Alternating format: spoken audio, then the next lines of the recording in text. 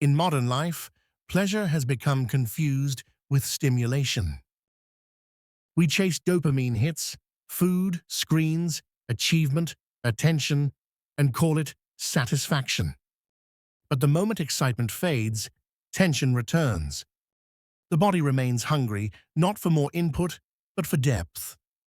Real pleasure has a different rhythm. It isn't an escape from sensation.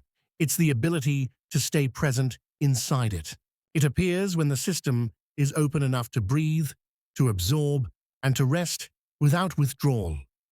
Understanding this difference changes everything. What most people call pleasure often keeps the nervous system in the same stress loop that blocks genuine enjoyment. To feel pleasure deeply, the body must first remember how safety feels, not excitement, but coherence. Biologically, the human system follows two pathways of satisfaction. The first is stimulatory pleasure, short, high, reward-based. It runs on dopamine, designed to push the organism toward novelty and achievement. This circuitry once ensured survival. Now it's constantly hijacked by technology, sugar, and intensity. The second is regulatory pleasure, slower, deeper, restorative. It involves oxytocin, serotonin, and parasympathetic activation.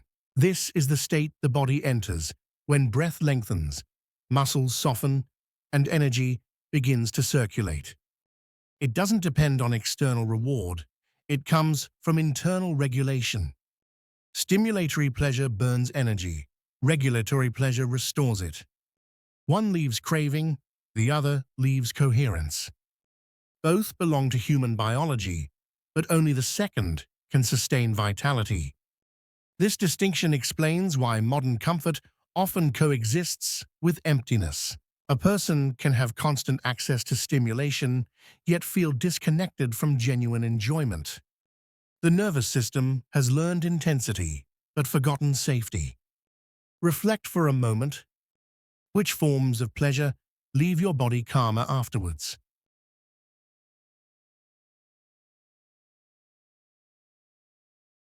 Which ones create agitation or emptiness once the moment ends?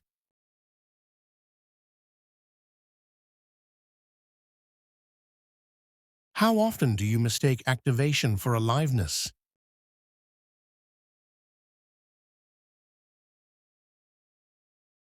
Recognizing this difference marks the beginning of embodied pleasure, the kind that deepens rather than depletes.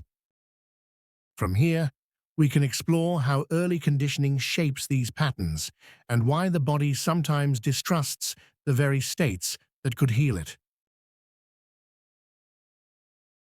Pleasure begins as a biological reflex, yet very early it becomes shaped by relationship.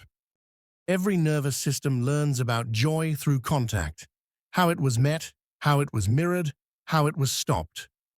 When a child laughs too loud and hears quiet down, the body learns that expression has a cost. When excitement meets withdrawal, the system associates pleasure with loss. When affection is inconsistent, the nervous system stores vigilance inside moments that should bring ease. These patterns don't disappear with age, they mature into subtle rules that govern how much aliveness feels safe. The adult may crave intimacy, yet feel tension when it arrives, or seek comfort only through control. Pleasure becomes conditional, allowed only after effort, achievement, or permission. Physiologically, the vagus nerve records these experiences as templates for future regulation. Each interruption of joy creates a microcontraction in the diaphragm, chest, or throat. Over time, these contractions accumulate into a posture that anticipates disappointment even in safety. The body learns to brace before receiving. Many people describe this as guilt for resting, unease in stillness, or a need to earn relaxation. These patterns emerge from nervous systems that once associated openness with danger. When the system finally relaxes, it expects something to go wrong. Reflect for a moment. How was pleasure treated in your early environment? Encouraged, ignored, or punished?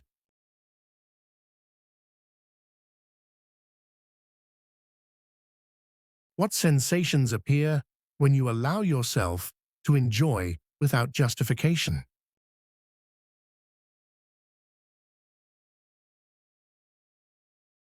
Do you notice a moment where pleasure fades or becomes hard to stay with?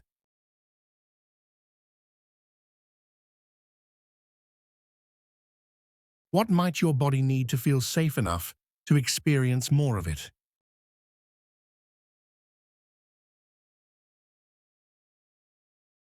Recognizing these imprints is the first act of deconditioning. The body remembers these imprints through sensation. Every hesitation before joy, every shallow breath in moments of ease is a sign of how the nervous system learned to manage aliveness. What we call difficulty feeling pleasure often reflects a system that never had the chance to experience safety long enough to recognize it. To understand pleasure, we need to understand how the nervous system organizes energy. Every sensation, emotion, and impulse to connect runs through the same circuitry that once protected life from threat. Pleasure is not separate from this. It is the highest expression of a system that feels safe enough to stay open. The autonomic nervous system works through rhythm, not logic. It shifts between three primary modes, each shaping how the body receives experience. When the ventral vagal system is active, the body feels anchored and connected. Breath moves freely, facial muscles soften, and awareness expands outward. This is where curiosity, intimacy, and pleasure emerge naturally. The sympathetic system mobilizes energy. It drives exploration, desire, and excitement, but when overused, it turns pleasure into pursuit. The body begins to chase intensity instead of sensing satisfaction. When stress persists without completion, the system moves into dorsal vagal shutdown. Energy withdraws to preserve balance. This state feels like stillness, but lacks vitality, the calm that is actually collapse.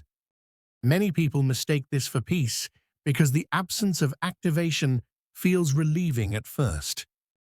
Pleasure requires the capacity to move between these states. It doesn't live in one mode, but in the transition, the fluid return from mobilization to rest, from tension to openness. That flexibility defines a regulated system. Breath mirrors these shifts. Inhalation gently activates.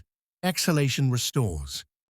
When breath becomes shallow or uneven, it signals that the body is holding on, managing safety through control rather than through flow. Reflect for a moment. Which state feels most familiar to you? Activation, openness, or withdrawal?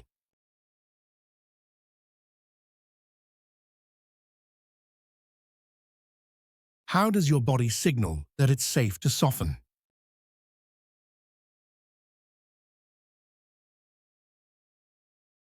What happens to your breath when pleasure begins to rise?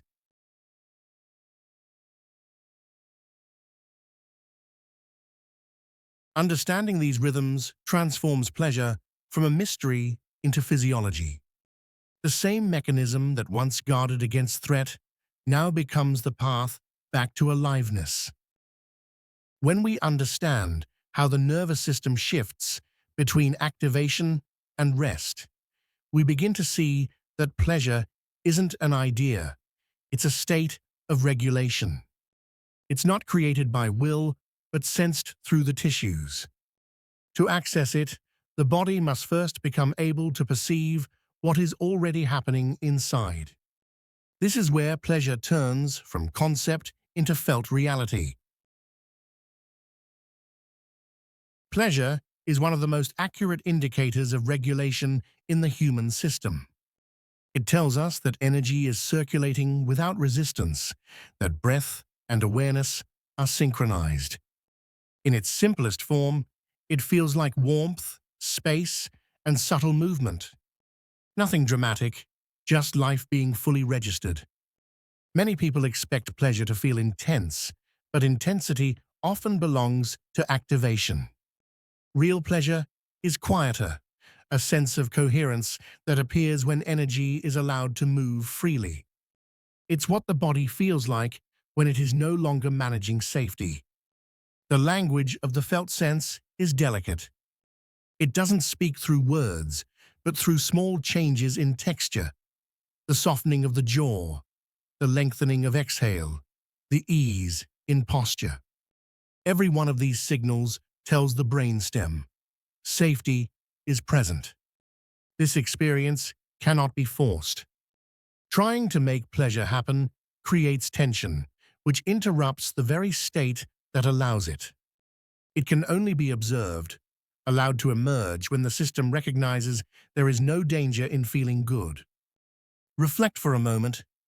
Where do you notice the first signs of ease in your body?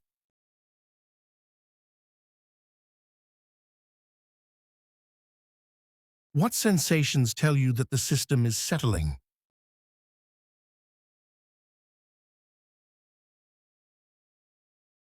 How does your breath change when attention turns inward?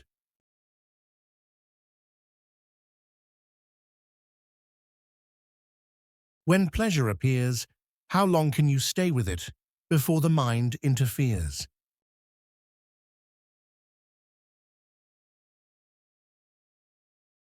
Pleasure expands through attention, not effort. Each time we notice these micro signals of ease, we strengthen the neural circuits that connect awareness with safety. Over time, the capacity for pleasure becomes less dependent on circumstances and more rooted in the body's internal rhythm. As awareness grows, it becomes clear that pleasure depends on how energy moves through the body. The moment this movement stops, pleasure fades. To keep it alive, the system needs to know how to expand safely and how to rest without collapse. Pleasure is the outcome of energy in motion. Expansion happens when breath, blood, and attention move outward. The body opens, posture lifts, curiosity increases. Contraction is the moment energy returns inward for recovery and grounding. Together, they form the basic cycle of regulation, activation, and restoration. When expansion dominates, the system burns out. The person feels driven, overstimulated, or restless, always reaching for more intensity. When contraction dominates, energy stagnates. The person feels flat, withdrawn, or disconnected from motivation. Both states are necessary. The imbalance is what creates suffering. Pleasure stabilizes when expansion meets a sense of containment, the body knowing its limits while staying open inside them. Containment simply means the capacity to hold energy without losing orientation. You can feel it when excitement rises, and you remain grounded in your body instead of tensing or escaping. That moment, holding charge without shutting down, is where pleasure becomes power. Reflect for a moment. What happens in your body when energy increases? Do you tense, speed up, or hold your breath?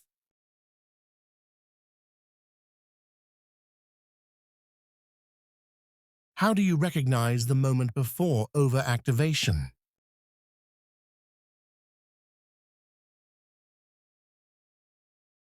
When energy drops, can you rest without disconnecting?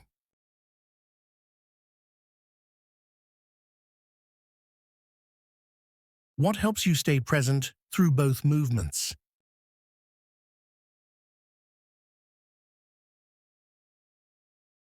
Expansion without grounding becomes chaos. Contraction without awareness becomes numbness. Pleasure emerges in the balance between the two, the body strong enough to feel fully and steady enough to recover. The ability to expand and contract depends on one deeper skill: feeling where the edge is. Pleasure can only circulate when the body knows its boundaries. Without that internal sense of containment, energy leaks or overwhelms the system. Boundaries don't limit pleasure, they make it sustainable. Boundaries are not mental constructs, they are physiological coordinates of safety. Skin, fascia, muscles, and breath together define where energy moves and where it rests. When these limits are clear, the system can open without fear of losing control. The body constantly measures capacity, how much charge, contact, or attention it can hold before tension appears. That subtle point, the moment just before overload, is the true edge of regulation. When we cross it, pleasure turns into anxiety or collapse. When we respect it, the body learns trust. Containment doesn't mean pulling away or suppressing emotion. It's the body's ability to stay connected to what it feels without being overwhelmed by it. Imagine the difference between holding water in a sturdy bowl and trying to hold it in your hands. When the structure is steady, the water can move freely inside it. The same principle applies to energy in the body. Containment gives it shape so it can circulate safely. You can sense this when excitement rises, but breathing stays smooth. When contact feels intense, yet you remain oriented in space. That is containment in action, feeling fully while staying steady. In trauma physiology, this capacity develops gradually. The more the system experiences safety within activation, the more it expands what it can hold: joy, desire, connection, aliveness. Pleasure grows through containment, not through excess. Reflect for a moment. How does your body tell you that it's reaching its edge? Tension, restlessness, a change in breath, a need to withdraw.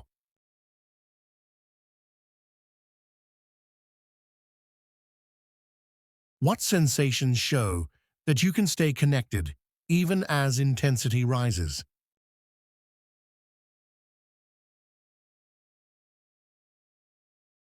Do you tend to push through these signals or retreat before your body finds stability?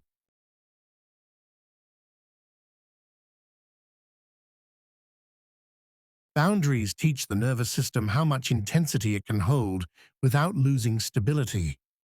When that threshold is clear, the body can stay open without entering stress.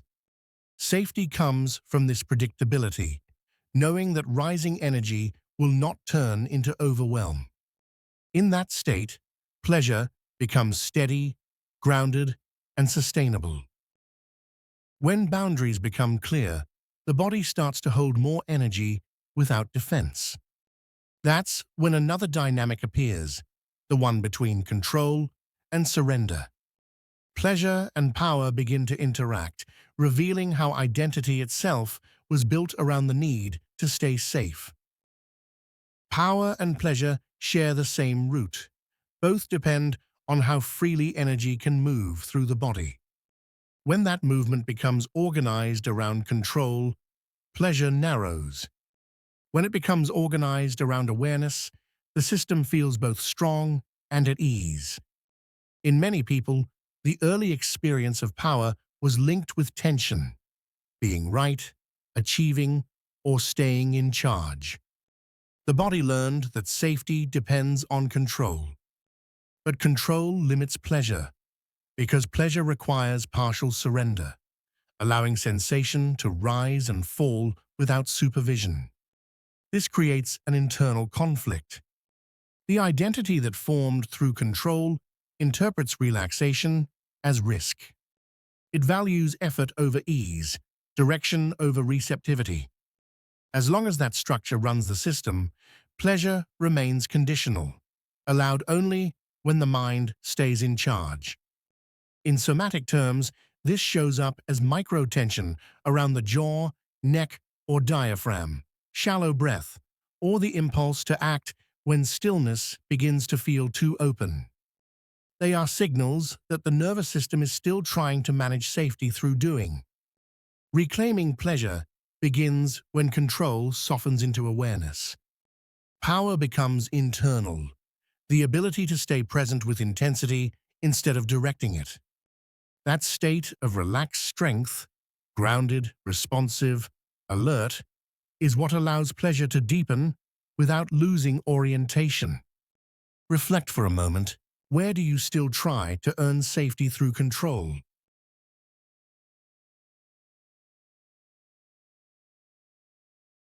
What part of you believes that letting go means losing yourself?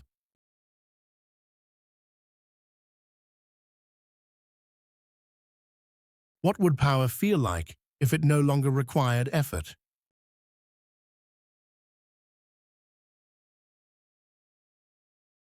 Pleasure and power unfold from the same current of life. When control turns into awareness, energy begins to move on its own, precise, steady, alive. In that state, strength and softness stop competing. They begin to complete each other. When control decreases, the nervous system faces a new adjustment, allowing input. Most people can give, plan and manage, but have far less practice in absorbing. The body learns to orient outward. It finds inward movement unfamiliar. Receiving reactivates the same circuits that regulate breath, digestion, and emotional contact. To feel pleasure deeply, those systems must stay responsive as sensations arrive. Receiving is a physiological skill. It depends on the body's ability to process incoming stimulation without defense. When early environments associated closeness with pressure or unpredictability, the sensory pathways learn to contract before contact. The chest, gut, and throat often register this first. Breath shortens, posture stiffens, awareness shifts outward. These responses belong to the body's regulation system. The vagus nerve coordinates both social engagement and visceral relaxation. When it signals safety, muscles loosen, heart rate slows, and the diaphragm expands. This state allows oxytocin release, the neurochemical foundation for trust, bonding, and satisfaction. In the absence of this regulation, pleasure becomes partial. The stimulus enters, but the body does not integrate it. Touch, food, affection, or success pass through the system too quickly to register as nourishment. The person keeps seeking more, not because of desire, but because completion never occurred. Developing the capacity to receive begins with recalibrating these reflexes. The goal is not openness at all costs, but tolerance for contact, physical, emotional, sensory, while maintaining steady breath and orientation. Each time the body stays present through small moments of enjoyment, the vagus learns that intake is safe. For many people, the difficulty with receiving began long before awareness formed. In childhood, care might have been inconsistent, conditional, or tied to performance. Love was offered when behavior pleased adults, withdrawn when it didn't. The nervous system learned to survive by anticipating others' needs and earning affection through giving. Over time, this created a deep reversal. Giving feels safe, receiving feels exposed. The body equates openness with dependence and dependence with danger. Even when care is available now, the older pattern takes over. Subtle tension, a polite smile, or a quick, "you don't need to." The impulse is not to reject love, but to prevent the risk of disappointment repeating itself. Relearning to receive means updating that old equation. Support, attention, success, or comfort no longer need to trigger defense. Contact can be mutual, not conditional. Allowing life to come closer can happen without a hidden cost. Each moment of real intake, whether it's help, rest, or genuine appreciation, teaches the nervous system that being met does not endanger autonomy. Reflect for a moment. When something good comes toward you, what story appears? That you must earn it, repay it, or stay small to keep it?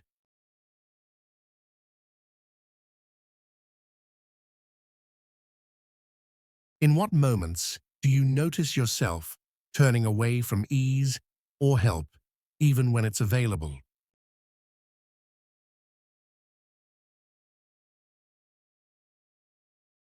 How would life feel if receiving were as natural as breathing out and in again?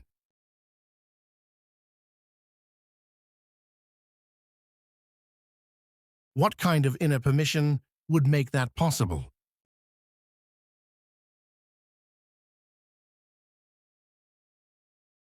Receiving is an active state. The nervous system learns it not through effort, but through repeated moments of allowing. Each time the body stays open to nourishment, breath, affection, rest, beauty, new neural associations form. Over time, receiving stops feeling like exposure and begins to feel like balance.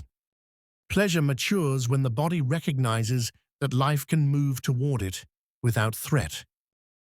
Understanding pleasure through the mind is a first step, but the nervous system learns through direct experience.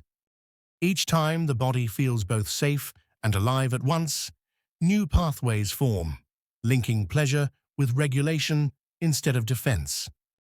Let's create that link now. Find a neutral position, sitting or lying down. Let your eyes move slowly around the space. Notice light, texture, and sound. The goal is not relaxation yet, it's orientation. When the midbrain registers where you are, vigilance decreases. Safety begins with knowing, I'm here, and nothing is approaching too fast.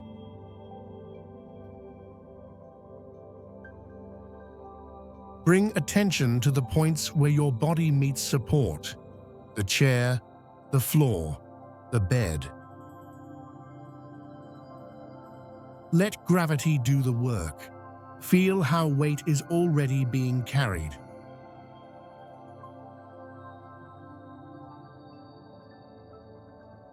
Grounding allows the body to experience safety without doing anything.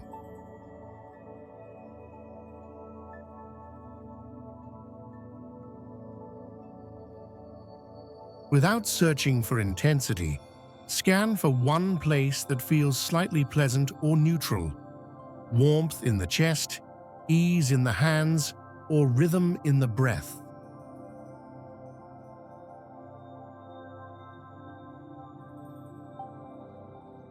Pleasure begins at this subtle level.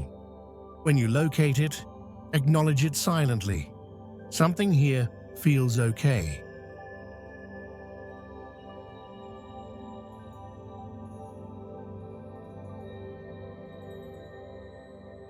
That small recognition already shifts the vagus tone and heart rhythm. Breathe through the nose, gently directing air toward that area. Allow the inhale to reach and the exhale to settle. Each breath confirms, I am safe here.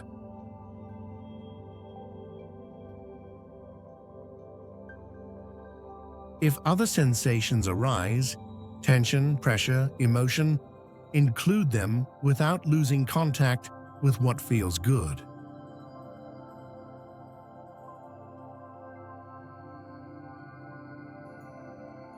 This teaches the nervous system that pleasure and activation can coexist safely.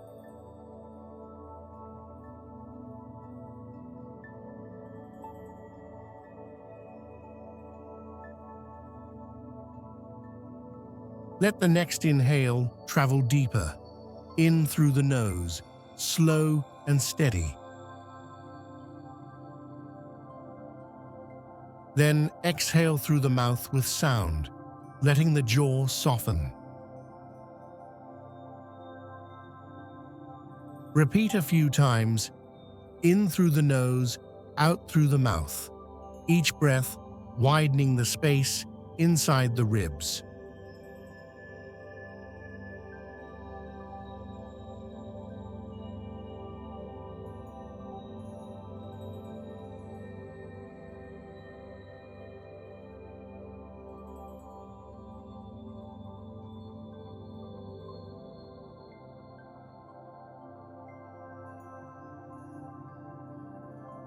Now begin to breathe in and out through the mouth for several rounds.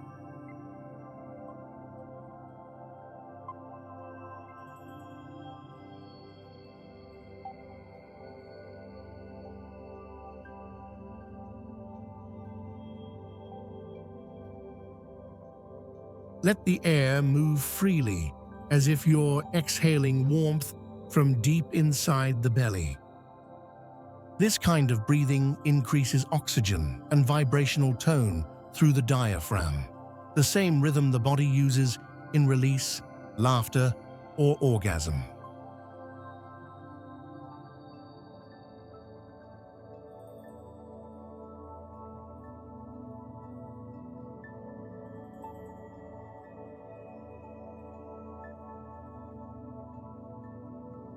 Continue mouth breathing until you can sense a light pulse or tingling in the body.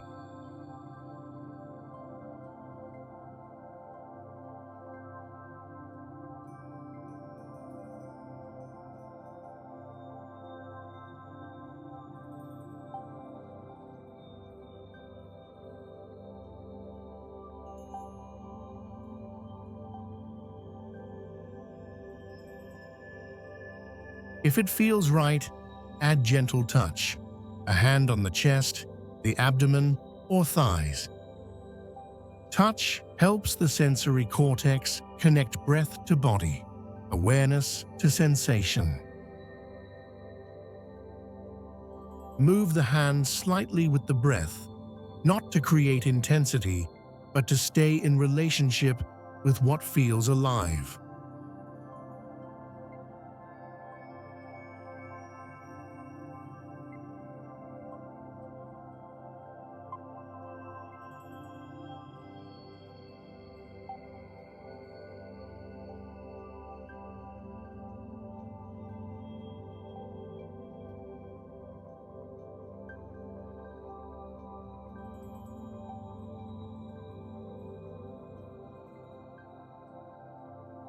When breath, touch, and awareness meet, the system begins to associate expansion with safety again. If emotions rise, let the exhale carry them out.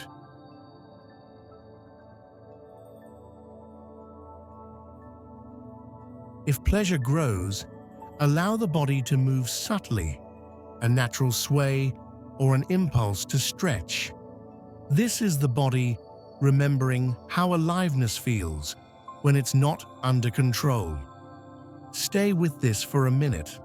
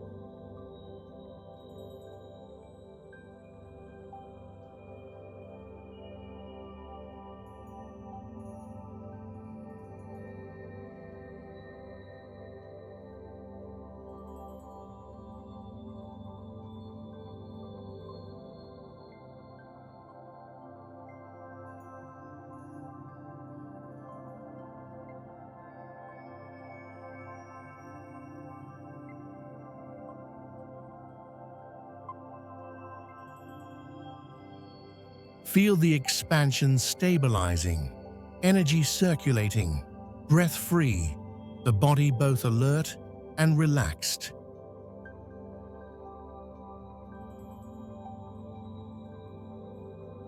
You're teaching the nervous system that pleasure can exist without collapse, that deep breathing and movement can hold aliveness safely. Let go of control for a moment. No direction, no breath pattern, no goal.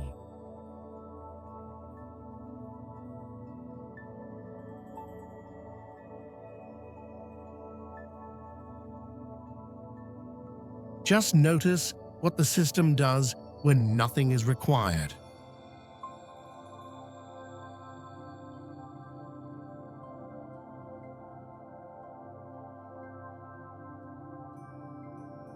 Pleasure often stabilizes here, as quiet, warmth, or expansion that doesn't need amplification. The nervous system recognizes this as completion, activation met containment. Life moved safely through. Stay for a few breaths. Let this state be memorized, not by the mind, but by the body.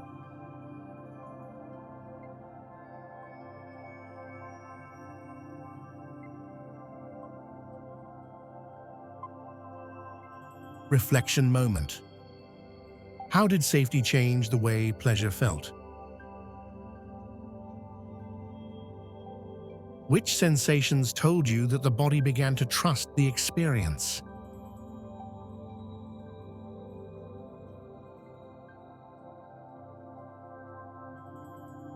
Can you recognize that this state of ease is the foundation, not the result, of safety?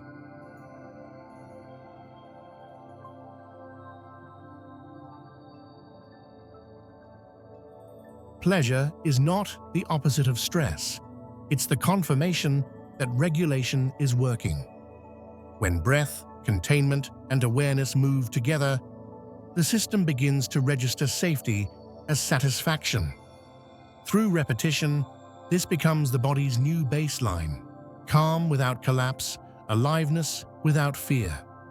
This is the biological foundation of joy, the body learning it can feel good and stay safe at the same time. Pleasure doesn't end here, it begins here. Each time the body recognizes safety inside aliveness, a new layer of human experience becomes available: power, desire, emotion, awareness, even purpose. We'll explore these dimensions in the next episodes: how pleasure meets power, ego, boundaries, guilt, and self-realization, through the lenses of somatics, bioenergetics, and neuroscience. If this message resonates, take a moment to like the video, subscribe, and turn on the bell to follow this series. Each chapter builds on the last, a living map of how the body transforms survival into vitality.